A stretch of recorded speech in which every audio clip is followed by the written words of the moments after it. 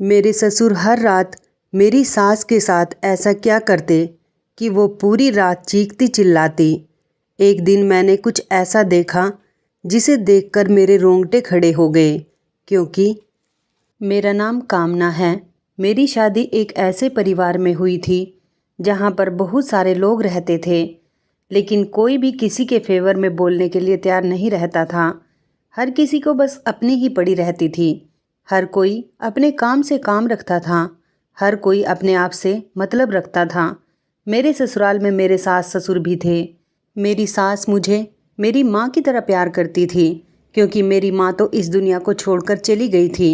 इसलिए मुझे मेरी सास में अपनी माँ नज़र आती थी और मैं उनके साथ इसी तरह से बिहेव करती थी। लेकिन एक दिन मेरी सास के साथ मेरे ससुर ने कुछ ऐसा किया जिसे देखकर मेरे रोंगटे खड़े हो गए, क्योंकि मेरे ससुर मेरी सास के साथ मेरे पिताजी को इस दुनिया से गए हुए काफ़ी साल हो गए थे। मैं 7 भाइयों की इकलौती बहन थी और अभी तक मेरे किसी भाई की शादी नहीं हुई थी, क्योंकि मैं सबसे बड़ी थी और मेरे सारे भाई मुझसे छोटे थे। मैं अपने माता पिता की सबसे बड़ी और पहली औलाद थी। मेरे पिता ने हमेशा अपने काम को ही अहमियत दी थी। उन्होंने कभी मुझे अहमियत नहीं दी थी। मैं तो बस अपने घर में कामकाज में ही घिर कर रह गई थी, क्योंकि मेरे सारे भाई काम पर जाते थे और मेरे सबसे छोटे 2 भाई वो घर में ही रहते थे। मुझे इतने बहुत सारे लोगों का खाना बनाना पड़ता था। इधर मेरी उम्र बहुत ज़्यादा हो गई थी और मेरे पिता को मेरी शादी का बिल्कुल भी ख्याल नहीं था। और जब वो मुझसे 1 साल छोटे मेरे भाई की शादी करना चाहते थे, तो मेरे पिता के सारे रिश्तेदार उनको कहते थे कि पहले बेटी पर ध्यान दो और उसकी शादी करो। तो मेरे पिता उनसे यही कहते थे कि मेरे पास बेटी की शादी करने के लिए दहेज नहीं है। बहू का क्या है, बहू फ्री में भी आ जाएगी और अपने साथ दहेज भी लेकर आएगी। मैं इस बात से बहुत ज़्यादा परेशान रहने लगी थी। अब धीरे धीरे मेरी उम्र भी हो गई थी। कुछ दिनों बाद मेरी भाभी आ गई और उसने मेरा इस घर में जीना दुश्वार कर दिया था, क्योंकि वो घर के किसी भी काम को हाथ नहीं लगाती थी।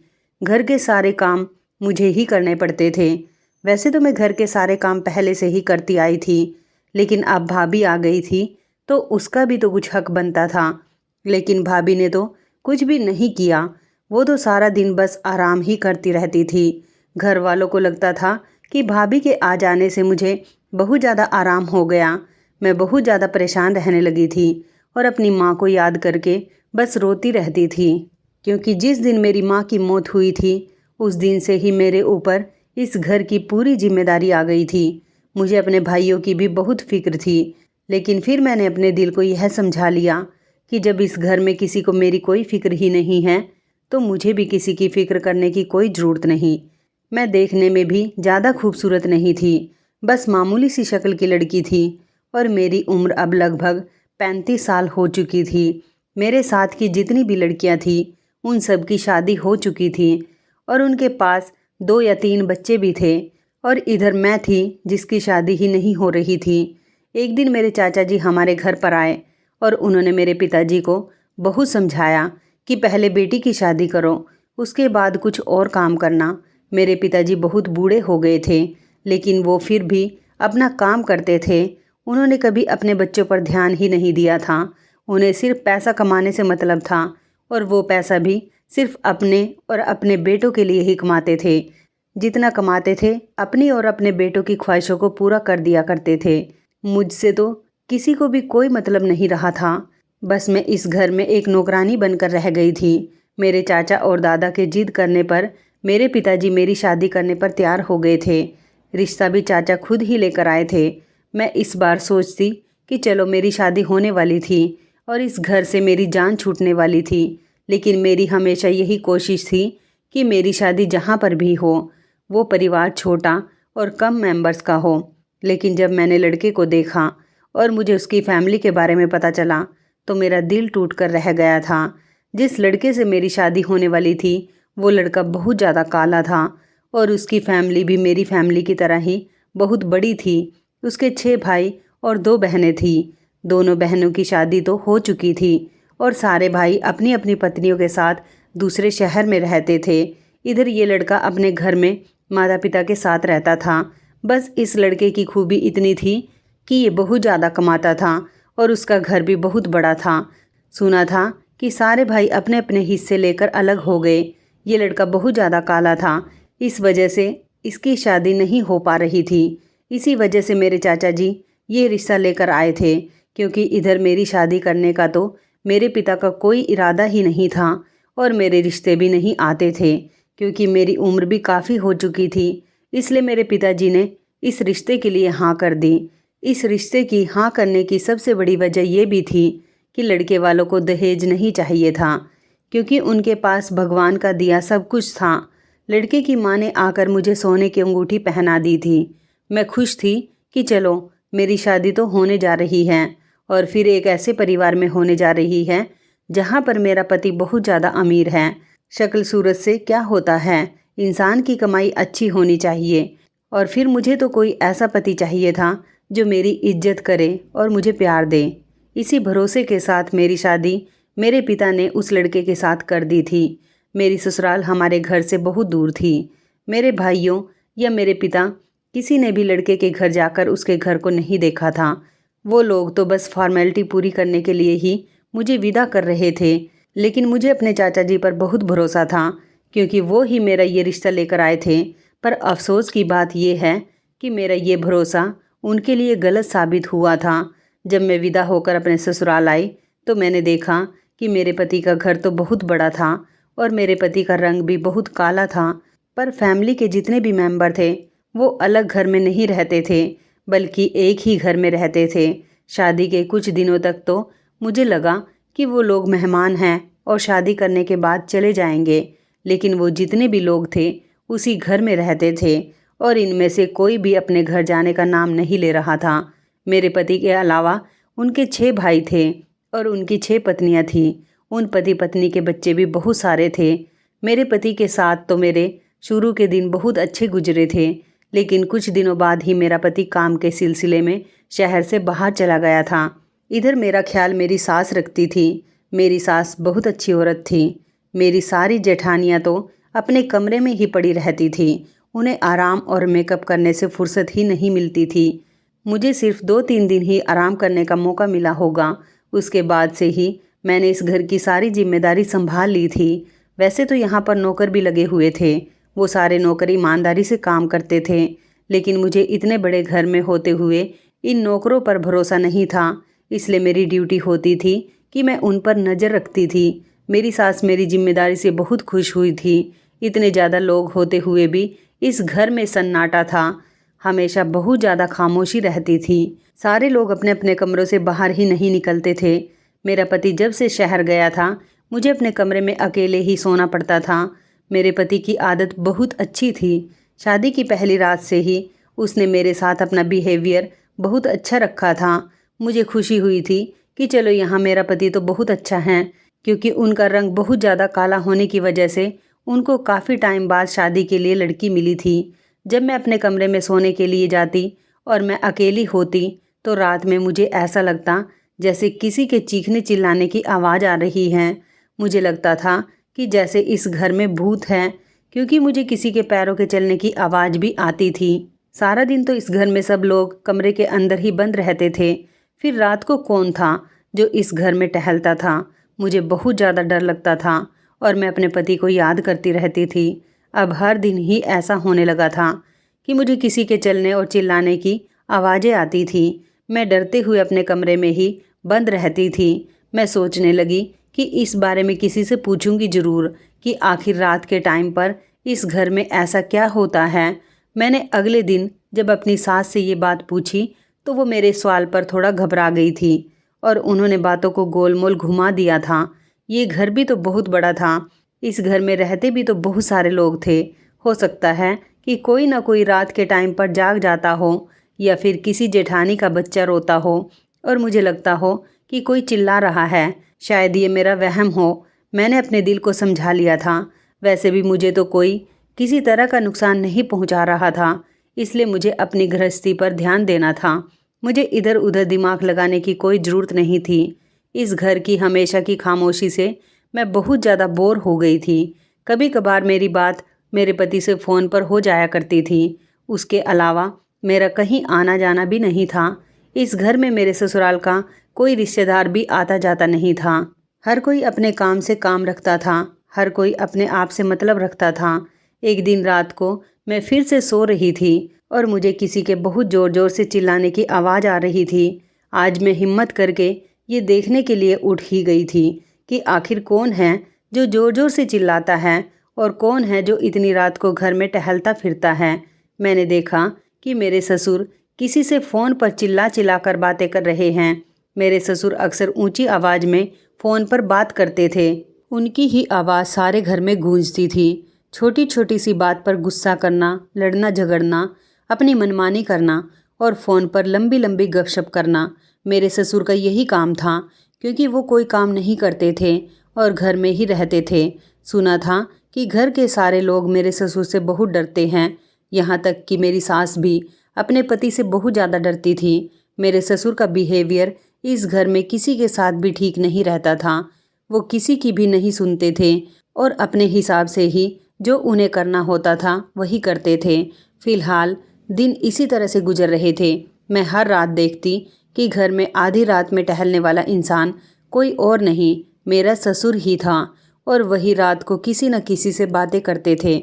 जबकि मैं इस बात से भी बहुत डरी हुई थी कि कभी कभी तो वो रातों को मेरी सास को भी मारते पीटते थे। वो मेरी सास के साथ हमेशा बुरा बिहेवियर करते थे, अपनी पत्नी को अपने पैर की जूती समझते थे। जब मेरी शादी हुई थी तब शुरुआत के दिनों में तो यहाँ पर कुछ भी ऐसा नहीं था, लेकिन मेरे पति के जाने के बाद से ही इस घर में ना जाने क्या क्या होने लगा था। मेरी सास को वो रोज़ मारते थे। मेरी सास ज़ोर ज़ोर से चीखती चिल्लाती रह जाती थी, मगर मेरे ससुर नहीं रुकते थे। अब मैं रोज़ रातों को जाकर उन लोगों की लड़ाई झगड़े पर कान लगाने लगी थी, क्योंकि मुझे पता ही नहीं चल पाता था कि वो दोनों पति पत्नी आखिर किस बात पर झगड़ा करते हैं और ऐसी कौन सी गलती है जिस पर मेरे ससुर उनको पीटते हैं। कुछ दिनों बाद मेरे पति 2-3 दिन के लिए घर पर मेरे साथ टाइम स्पेंड करने के लिए आ गए थे। मैं अपने पति के आने से बहुत ज़्यादा खुश हुई थी, लेकिन हैरानी इस बात पर थी कि जिस दिन से मेरे पति घर पर आए थे, अब मेरे ससुर ने मेरी सास पर हाथ उठाना बंद कर दिया था। ये बात मैं पहले भी नोटिस कर चुकी थी कि जब मेरे पति घर में होते हैं तो मेरे ससुर मेरी सास पर हाथ नहीं उठाते और घर के सारे लोग भी एक साथ बैठकर डाइनिंग टेबल पर खाना खाते हैं, एक दूसरे के साथ टाइम स्पेंड करते हैं। मुझे मेरे पति के सामने घर का माहौल पूरा बदला हुआ नजर आता था। एक दिन मेरे पति ने मुझसे कहा, तुम अच्छी तरह से तैयार हो जाओ, हम लोग कहीं बाहर घूमने चलते हैं। मैं अपने पति के साथ तैयार होकर बाहर चली गई थी। मेरे पति मुझे एक बहुत बड़े रेस्टोरेंट में खाना खिलाने के लिए लेकर गए थे। वहाँ पर हम दोनों ने साथ बैठकर खाना खाया था। मेरे पति मेरी तरफ देखकर कहने लगे, क्या हुआ, तुम्हारा मूड ठीक नहीं है क्या? तुमने खाना भी ठीक तरह से नहीं खाया। मैंने सोचा कि अपने पति से इस वक्त ये बात करना सही है भी या नहीं, क्योंकि मैं अपनी सास की वजह से बहुत परेशान थी और घर के माहौल की वजह से भी। फिर मैंने अपने पति को सब कुछ बताने की कोशिश की, क्योंकि हम दोनों शादी के बाद पहली बार एक साथ टाइम स्पेंड करने के लिए घर से बाहर निकले थे। मैं ऐसी बातें करके अपने पति को परेशान नहीं करना चाहती थी। फिर ये भी सोच रही थी कि आखिर मैं उस घर की बहू हूँ। मैंने बड़ी हिम्मत करके अपने पति से पूछ ही लिया कि आपके पिता आखिर रात को अपनी पत्नी पर हाथ क्यों उठाते हैं। ये सवाल सुनने के बाद मेरे पति ने बड़ी हैरानी से मेरी तरफ देखा और कहने लगे कि तुम पागल हो गई हो, ऐसा कुछ नहीं है। मेरे पिताजी तो माँ से बहुत प्यार करते हैं। मैं आगे कुछ कहने वाली ही थी, इतनी ही देर में मेरे पति के पास किसी की कॉल आ गई और वह कॉल अटेंड करने के लिए मेरे पास से उठकर चले गए। मैं अपने पति के अंदाज से समझ गई थी कि वो इस बात से अनजान हैं। 5 मिनट बाद मेरे पति वापस आ गए थे और मुझसे कहने लगे, बताओ तुम क्या बता रही थी। मैंने फिर उसके बाद उनसे कोई बात नहीं की और कहा कि शायद मुझे गलतफहमी हुई थी, अब हमें घर चलना चाहिए, काफ़ी देर हो गई है। उसके बाद मैं अपने पति के साथ घर लौट आई थी। अगले 2 दिन के बाद फिर मेरे पति वापस अपने काम के सिलसिले में चले गए थे। मेरे पति जाते समय मुझे शॉपिंग करने के लिए कुछ पैसे दे गए थे। उन्होंने कहा था कि तुम अपनी पसंद के कपड़े ले आना, क्योंकि जिस दिन हम लोग घर से बाहर निकले थे उस दिन हमें इतना टाइम नहीं मिल सका था कि हम साथ में शॉपिंग भी कर लें। मेरी कोई जेठानी, वैसे तो कोई मेरे साथ जाता नहीं, क्योंकि कोई भी मेरे साथ ढंग से बात तक नहीं करती थी। मैंने अपनी सास से इसलिए नहीं पूछा था कि कहीं मेरे ससुर उन्हें जाने से इनकार ना कर दे। मेरे घर की सारी नौकरानियों के साथ अच्छी जान पहचान हो गई थी। एक नौकरानी थी चमेली। मैंने उससे कहा कि क्या तुम मेरे साथ मार्केट चलोगी, तो वो मेरे साथ मार्केट चलने के लिए फ़ौरन ही तैयार हो गई। इस घर में मुझे किसी से परमिशन लेने की कोई ज़रूरत नहीं थी, क्योंकि कोई कुछ भी करे, इस घर में किसी को किसी से कोई मतलब नहीं होता था। इसलिए मैं नौकरानी को अपने साथ ले जाकर मार्केट से अपनी शॉपिंग करके आ गई थी। जब मैं मार्केट से घर आई तो मेरी सास के कमरे का दरवाज़ा खुला हुआ था। मैं धीरे धीरे कदमों से अपनी सास के कमरे के दरवाजे तक पहुंची। मुझे उनके कमरे से आवाज़ आ रही थी। वो कह रही थी कि बस करो, अब मेरे पर ज़्यादा जोर मत करो। इसका मतलब ये था कि आज मेरे ससुर फिर से मेरी सास पर हाथ उठा रहे थे और रात का वक्त नहीं था बल्कि दिन था। मैंने अपने हाथ से शॉपिंग बैग साइड पर रख दिया और कान लगाकर अपने सास ससुर की बातें सुनने लगी। मेरी सास ज़ोर ज़ोर से चिल्ला रही थी कि तुम मेरे साथ ये मत करो, मुझे माफ़ कर दो। आखिर कब तक तुम मेरे साथ यही सब करते रहोगे? बार बार मेरी सास शब्द को दोहरा रही थी। मैंने दरवाजे से झांक कर देखा कि आखिर मेरे ससुर मेरी सास के साथ ऐसा भी क्या कर रहे हैं। तो ये देखकर मेरे पैरों तले से ज़मीन निकल गई कि मेरे ससुर मेरी सास के बाल काट रहे थे। मैं समझती थी कि मेरे ससुर मेरी सास पर हाथ उठाते होंगे और उनको मारते होंगे, तभी मेरी सास इतना ज़्यादा चिल्लाती हैं। लेकिन मेरा यह ख्याल गलत साबित हुआ था, क्योंकि वो तो मार नहीं रहे थे बल्कि उनके बाल काट रहे थे, जिस पर मेरी सास बहुत ज़्यादा चिल्ला रही थी। पर वो ऐसा क्यों कर रहे थे, ये बात मेरी बिल्कुल भी समझ नहीं आई थी। आखिर बाल तो औरत का गहना होते हैं। हर औरत की खूबसूरती बालों से ही तो होती है। मेरे ससुर के एक हाथ में मेरी सास के कटे हुए बाल और दूसरे हाथ में कैंची थी। अब मुझसे ये सब कुछ देखकर रहा नहीं गया था, इसलिए मैं चिल्लाती हुई कमरे के अंदर चली गई। मैंने कमरे के अंदर जाकर अपने ससुर से कहा, पिताजी, आखिर आप ये सब क्या कर रहे हैं? मेरे ससुर ने कहा, शुक्र करो बहू, तुम्हारी सास के हिसाब से ये सज़ा बहुत कम है, वरना जो तुम्हारी सास के कारनामे हैं, इसे तो इस घर से निकाल देना चाहिए। ये कहते हुए मेरे ससुर कमरे से बाहर निकल गए थे। मैंने अपनी सास को जाकर जल्दी से गले लगा लिया, क्योंकि वो बेचारी बहुत ज़्यादा रो रही थी। मैंने उनसे पूछा कि ये सब कुछ क्या हो रहा है और पिताजी ने आपके बाल क्यों काटे हैं? मेरी सास कहने लगी, ऐसा तो वो हर रोज़ करते हैं। पहले तो वो मुझे मारते हैं और उसके बाद मेरे बाल काटते हैं। मैंने कहा, पर मुझे लगता है कि वो खाली आपके बाल काटते हैं, आपको मारते नहीं हैं। मेरी सास कहने लगी, ये आदमी बहुत जालिम है, कभी भी कुछ भी कर सकता है। मेरी सास कहने लगी, बहू, मैंने कुछ नहीं किया, तुम अभी इस घर के बारे में कुछ नहीं जानती हो, इसलिए तुम ये बात नहीं समझ सकती। मैं बेकसूर हूँ, बेगुनाह हूँ। मैंने उनसे पूछा कि आखिर कोई बात तो होगी जो आपके साथ ऐसा करते हैं। मेरी सास ने कहा, बहू, इस घर में सबको अपनी फ़िक्र है, इसलिए कोई किसी के मामले में नहीं बोलता, क्योंकि इस घर के सारे लोग मेरे छोटे बेटे की कमाई खाते हैं। तुम इस घर के लोगों से बच कर रहना, और ख़ासकर अपने ससुर से, वो बहुत खतरनाक आदमी हैं। कभी भी कोई भी बात अपने पति से मत कहना, वरना वो मुझे जान से मार देंगे। मेरी सास ने मुझे ज़बरदस्ती कमरे से बाहर भेज दिया और कहने लगी कि आइंदा कभी भी हम दोनों के झगड़े के बीच तुम मत आना, वरना तुम्हारे साथ अच्छा नहीं होगा और तुम्हें कुछ भी जानने की ज़रूरत नहीं है। तुम अपने कमरे में जाओ। मैं खामोशी से उनके कमरे से बाहर आ गई थी। मेरे ससुर मेरी सास के साथ अच्छा नहीं कर रहे थे। मेरी सास एक अच्छी औरत थी और मैं इस तरह से उन पर जुल्म होते हुए नहीं देख सकती थी। मैं अपने कमरे की तरफ जा रही थी, तभी मुझे सीढ़ियों पर मेरे ससुर मिल गए। मेरे ससुर जी ने मुझे आवाज़ लगाकर रोक लिया और वो कहने लगे, एक बार मेरी बात सुनो। मुझे पता है कि तुम्हें मेरी बातों पर यकीन नहीं होगा। मैं अपने ससुर की बात को समझ नहीं पाई थी। वो मेरे पास आए। उन्होंने मुझसे कहा कि मुझे पता है तुम बहुत समझदार लड़की हो, बिल्कुल मेरे बेटे की तरह। मेरा बेटा भी बहुत समझदार है। मैंने अपने ससुर जी से कहा, लेकिन आप माँ जी के साथ बहुत गलत कर रहे हो।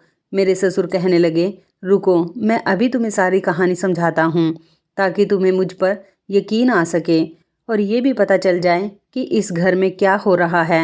ये कहकर मेरे ससुर ने अपनी जेब से अपना मोबाइल निकाला और उसमें कुछ करने लगे। फिर उन्होंने मोबाइल के अंदर कुछ फ़ोटोज़ लगाकर मोबाइल मेरी तरफ बढ़ाते हुए कहा कि ये देख लो, मुझे उम्मीद है कि आज के बाद तुम कभी मुझे गलत नहीं समझोगी। मेरे ससुर कहने लगे, मैं कोई बुरा इंसान नहीं हूँ, लेकिन जब कोई मर्द अपनी पत्नी से बेवफाई देखेगा तो फिर वो अपनी पत्नी पर किसी न किसी तरह से तो रोक लगाएगा ही। फ़ोटो देखने के बाद तो मेरे पैरों तले से ज़मीन निकल गई थी। मुझे अपनी आंखों पर विश्वास नहीं हो रहा था।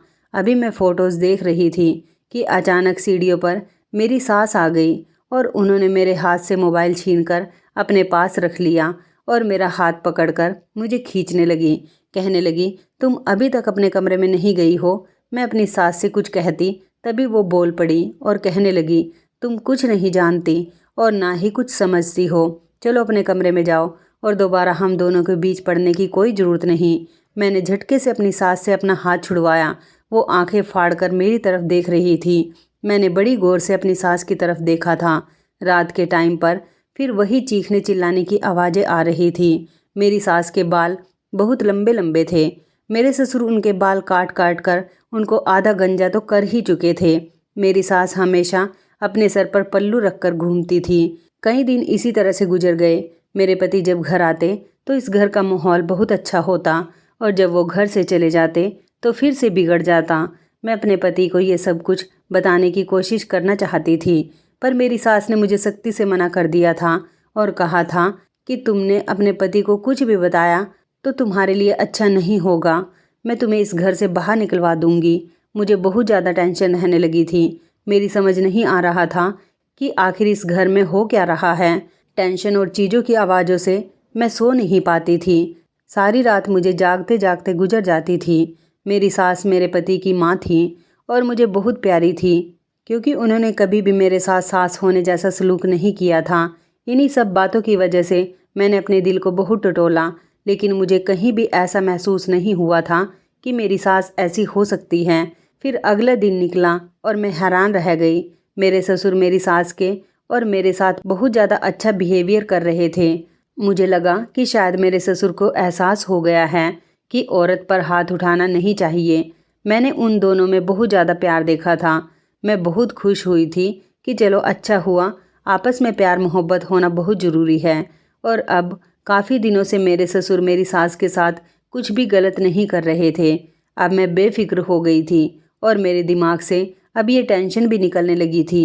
दिन अच्छे गुजर रहे थे। एक दिन रात के लगभग 9 बज रहे थे। मैं अपने कमरे में बैठी हुई टीवी देख रही थी। मैंने देखा कि मेरे ससुर मेरे कमरे में आए। जल्दी से मैंने उनको देखकर अपने सर पर पल्लू रख लिया था। मैंने उनसे कहा, पिताजी आपका यहाँ पर आना कैसे हुआ?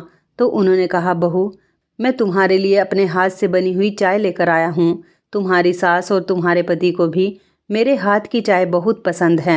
मैंने सोचा कि जब से बहू घर में आई है उसके साथ यहाँ ढंग से कोई बात भी नहीं करता, इसलिए मैं तुम्हारे लिए चाय बनाकर लाया हूँ।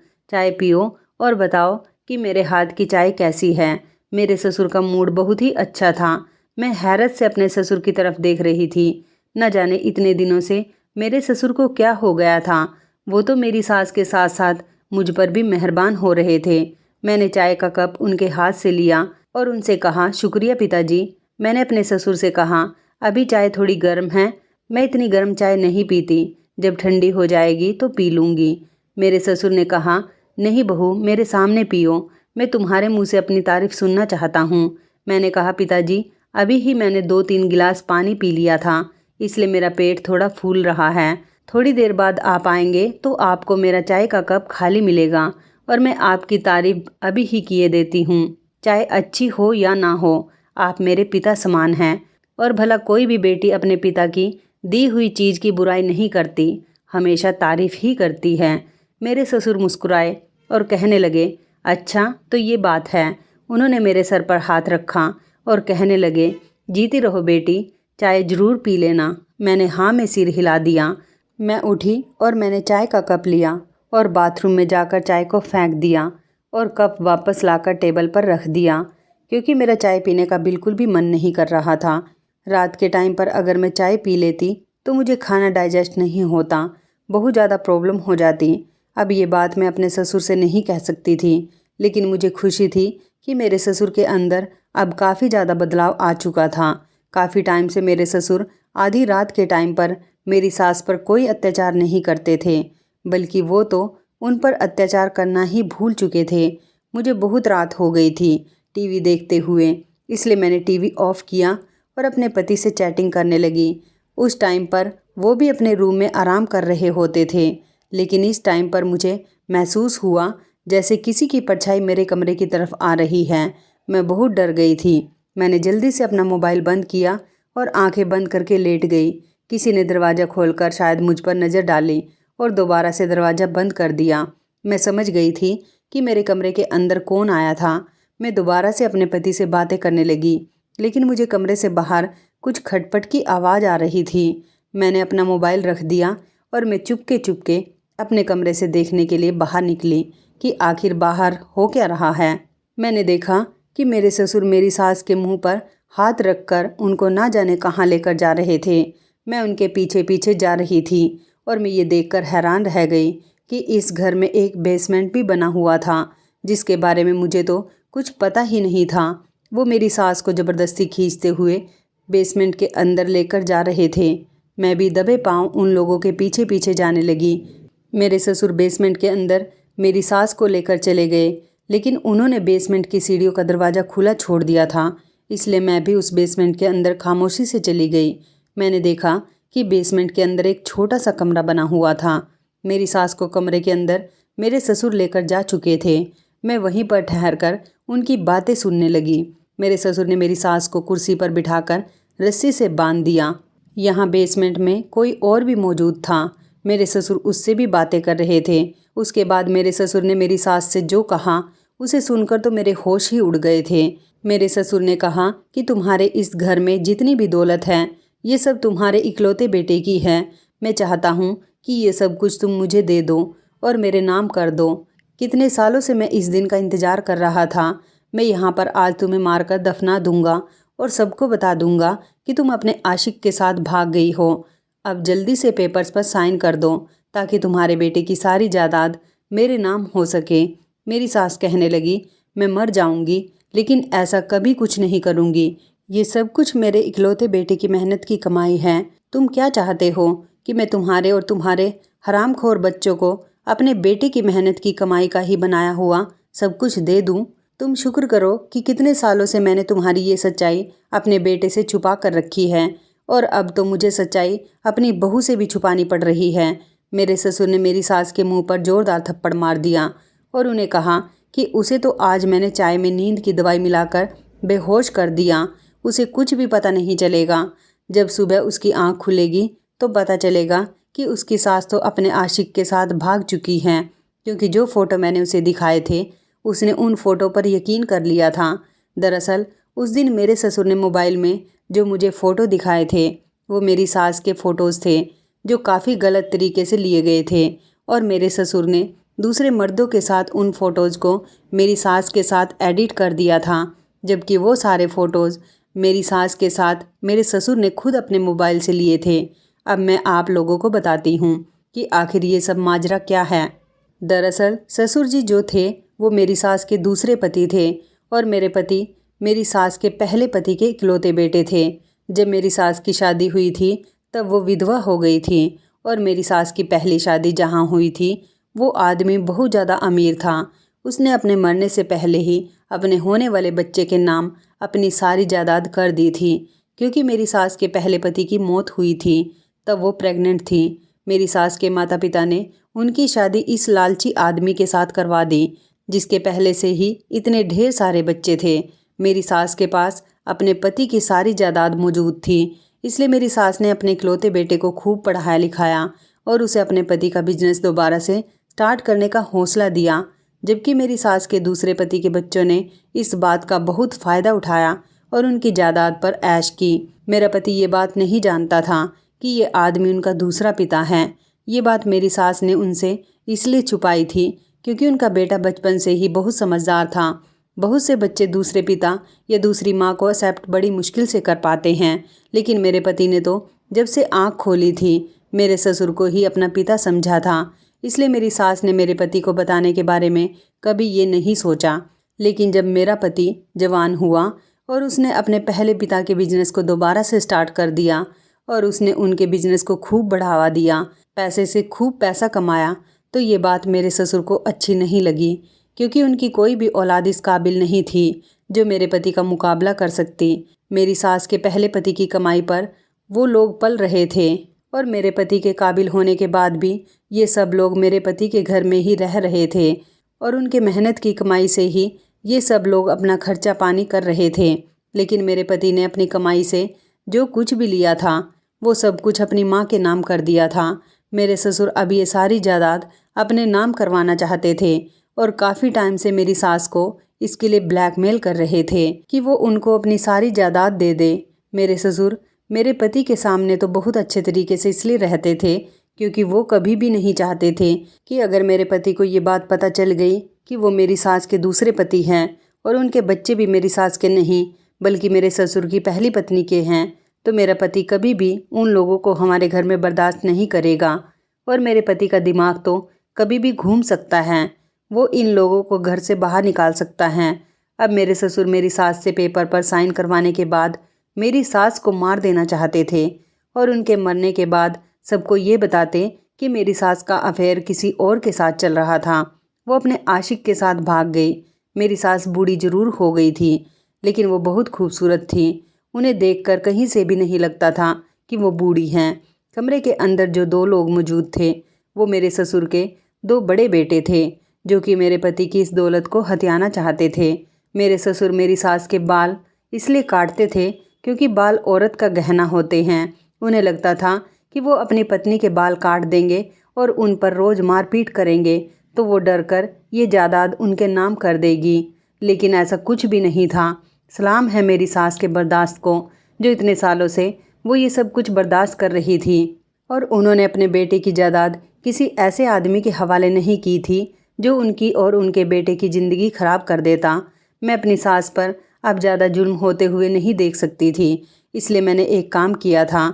जब मैं अपने कमरे में लेटी हुई अपने पति से चैट कर रही थी, मैं समझ गई थी कि रूम में मेरे ससुर आए हैं। मैंने अपने पति को मैसेज से पूरी बात बता दी थी।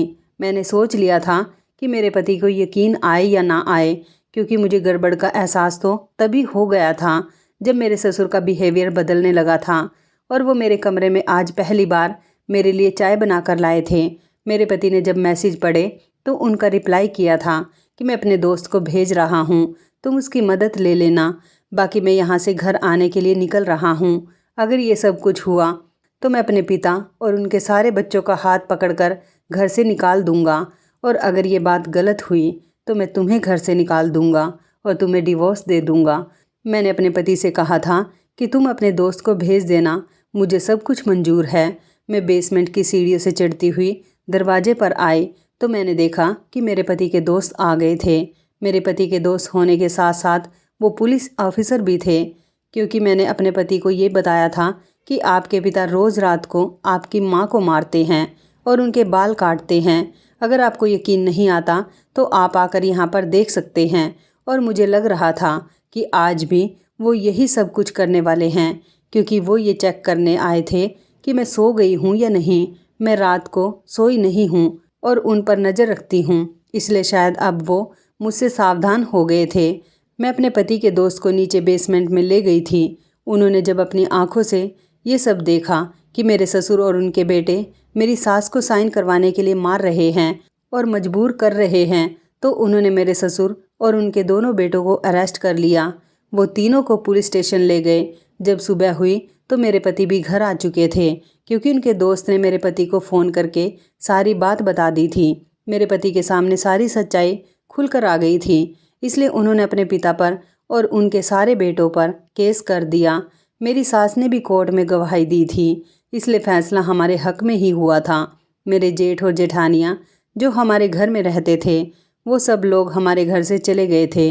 अब इस बड़े से घर में हम लोग अकेले रहते हैं और बहुत खुशी खुशी रहते हैं। मेरे पति ने फैसला कर लिया कि वो कभी इस घर से नहीं जाएगा। अब वो हमारे साथ ही रहते हैं और इसी शहर में रहकर अपना काम करते हैं। कभी कभी कुछ लोग दौलत के लिए इतने गिर जाते हैं कि अपने रिश्तों की अहमियत करना ही भूल जाते हैं। मैं आप लोगों से रिक्वेस्ट करना चाहती हूँ कि अपने रिश्तों की कद्र करना सीखिए, ये रिश्ते जो आज हमारे साथ हैं, अगर हम उनके साथ कुछ भी गलत करेंगे तो उनके दिल में गलतफहमी आ जाएगी। उसके बाद कोई भी हमें पलट कर कभी नहीं देखेगा। इसलिए अच्छे इंसान की परख करना सीखें। जो अच्छा है उसके साथ अच्छा सलूक करें और जो बुरा है उसकी बुराई को ख़त्म करने की कोशिश कीजिए। मेरे ससुर ने तो मेरी सास से बहुत माफ़ी मांगी थी, पर शायद वो माफ़ी के काबिल नहीं थे, क्योंकि वो बहुत बड़ी गलती करने जा रहे थे। वो मेरी सास को जान से मारने जा रहे थे। अगर मैं मौके पर उन लोगों को नहीं देखती तो शायद ये राज मेरी सास के साथ इस घर में ही दफन हो जाता। तो इस कहानी के बारे में आपकी क्या राय है, कमेंट करके ज़रूर बताइएगा। दोस्तों, आपको हमारी ये कहानी कैसी लगी, आप हमें कमेंट बॉक्स में ज़रूर बताएं। यदि आपके पास भी ऐसी कोई प्यारी सी कहानी है या फिर ऐसी कोई कहानी जिससे कुछ शिक्षा मिले, तो आप हमारे साथ उसको ज़रूर शेयर करें। दोस्तों, यदि आपको हमारी ये वीडियो अच्छी लगे तो आप हमारी इस वीडियो को लाइक शेयर ज़रूर करें और ऐसी ही दिल को छू लेने वाली प्रेरणादायक कहानियाँ सुनने के लिए हमारे चैनल को भी सब्सक्राइब करें।